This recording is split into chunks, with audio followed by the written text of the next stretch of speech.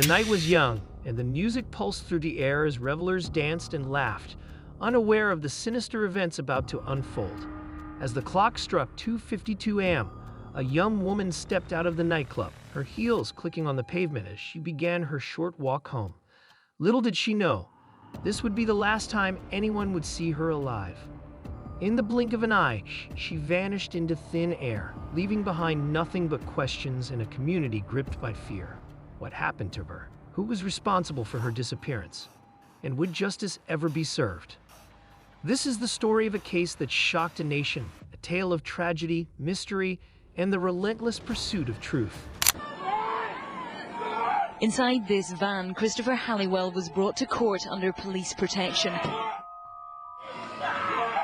It didn't stop those waiting outside communicating exactly how they felt.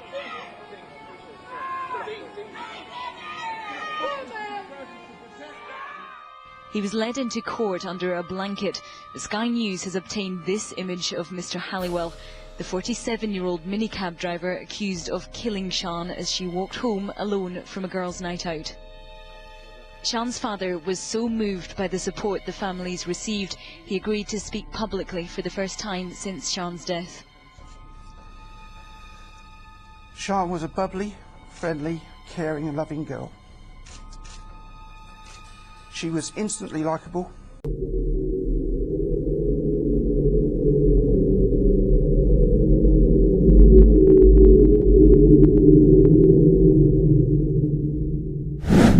Sian Emma O'Callaghan. Born on June 3, 1988, Sian was a vibrant 22-year-old with her whole life ahead of her. She was the kind of person who could light up a room with her smile, always ready with a kind word or a helping hand for those around her. Sian grew up in a loving family, surrounded by the warmth and support of her parents and siblings. Her mom and dad, Elaine and Mick O'Callaghan, raised her to be kind, hardworking, and full of life. Like many young adults, Sian was navigating the exciting but sometimes challenging journey of early adulthood, balancing work, relationships, and dreams for the future. In her professional life, Sian worked as an office administrator. Her colleagues described her as dedicated and friendly, always willing to go the extra mile to help out. But it was her personal life where Sian truly shone. She had a wide circle of friends who adored her bubbly personality and infectious laugh. Sian was the friend you could always count on, whether for a fun night out or a shoulder to cry on during tough times.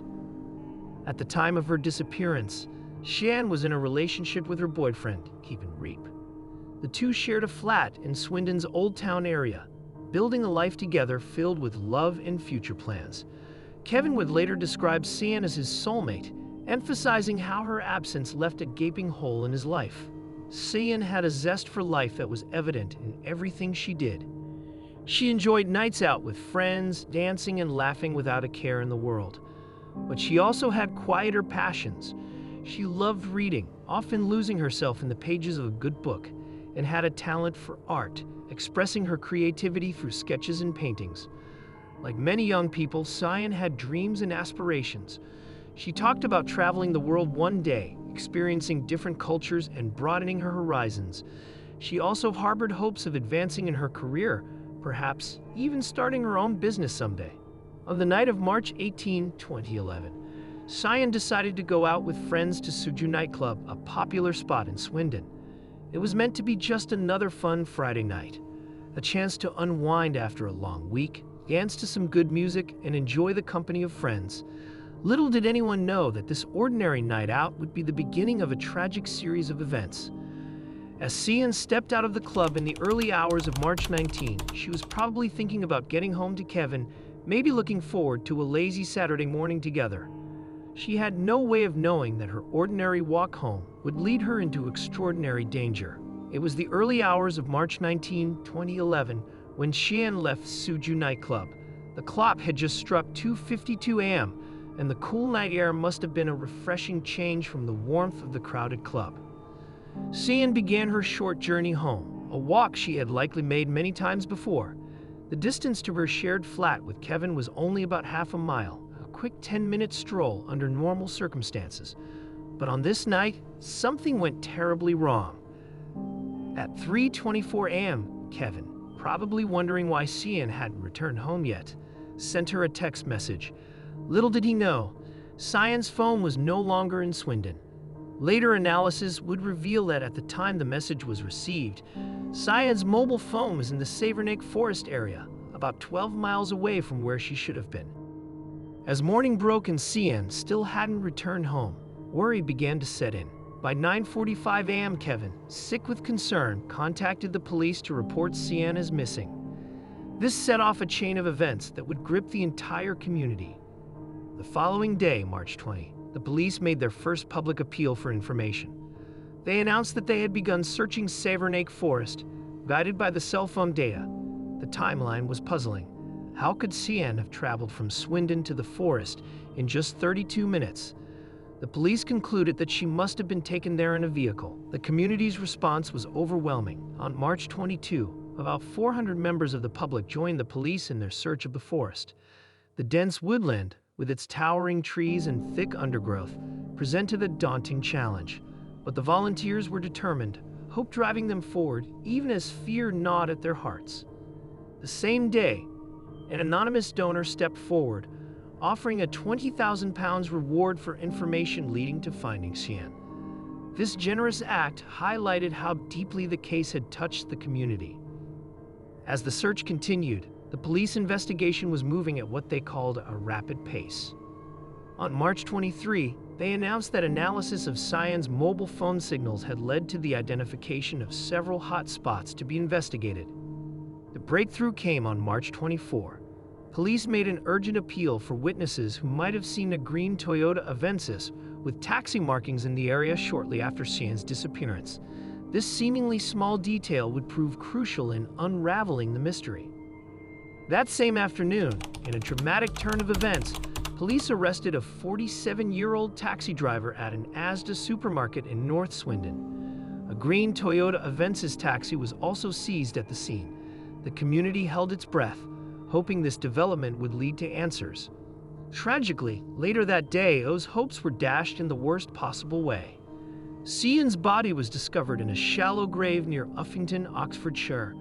The vibrant young woman, so full of life and promise, had been cruelly taken from the world.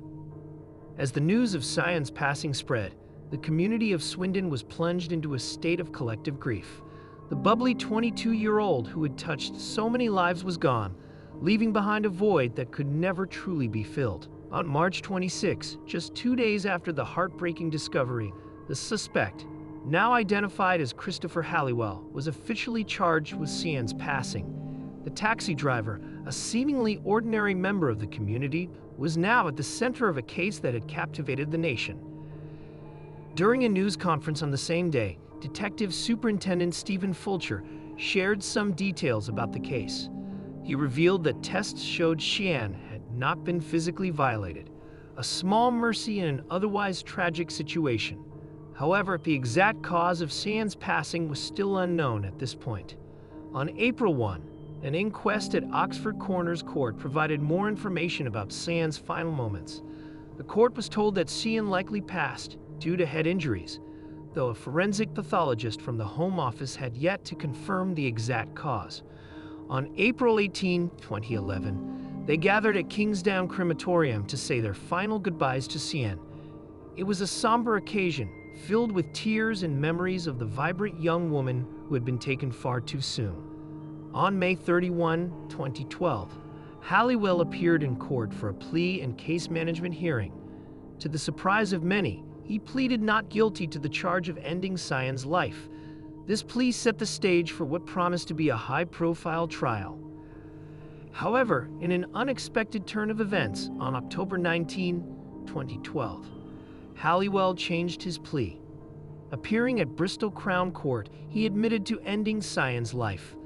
The court sentenced him to life behind bars, with a minimum term of 25 years before he could be considered for release. But the story didn't end there. In the wake of Halliwell's guilty plea, a shocking revelation came to light. It emerged that a second charge against Halliwell had been dropped due to a procedural error in the police handling of the case.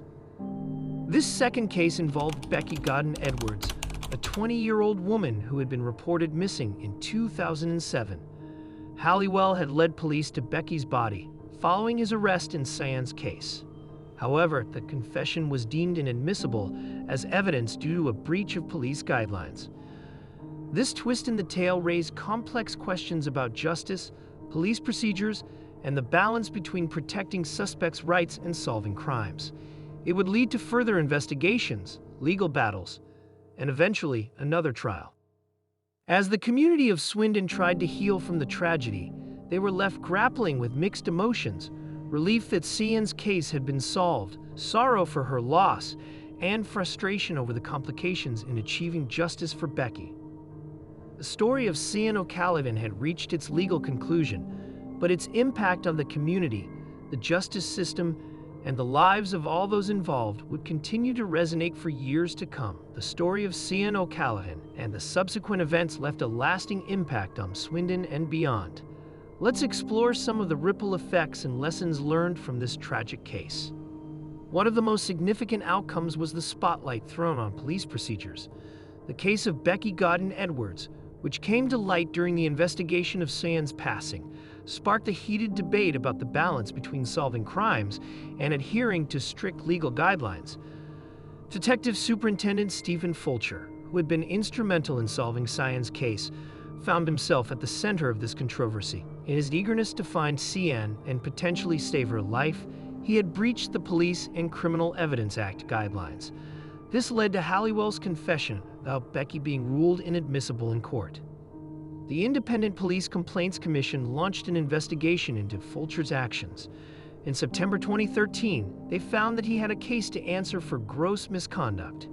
This decision sent shockwaves through the police force and the wider community. Many people, including Becky's mother, Karen Edwards, stood by Fulcher. They argued that his actions, while technically against procedure, had led to the discovery of Becky's body and potential closure for her family. This case sparked a national conversation about whether police guidelines were too rigid and potentially hindering justice. Despite the support in January 2014, Fulcher was found guilty of gross misconduct and given a final written warning. The stress of the situation led to his resignation from Wiltshire Police in May 2014. His departure was seen by many as a loss for the force and a stark reminder of the challenges faced by police officers in high-pressure situations. As we conclude our examination of this case, let's take a moment to remember Sian O'Callaghan, not just as a victim, but as a vibrant young woman whose life touched many others. While her story ended tragically, the ripples of her impact continue to be felt, driving positive changes and potentially saving lives in the future. In the end, perhaps the most fitting tribute to Sian and others like her is to continue working towards a safer, more just society, one where such tragedies become increasingly rare and where communities stand united in the face of adversity. As we sign off, we encourage you guys to stay informed, stay safe, and above all, to cherish and protect one another. For in the darkest of times, it's our connections to each other that light the way forward. Thank you for joining us on this journey through one of the most impactful cases in recent memory.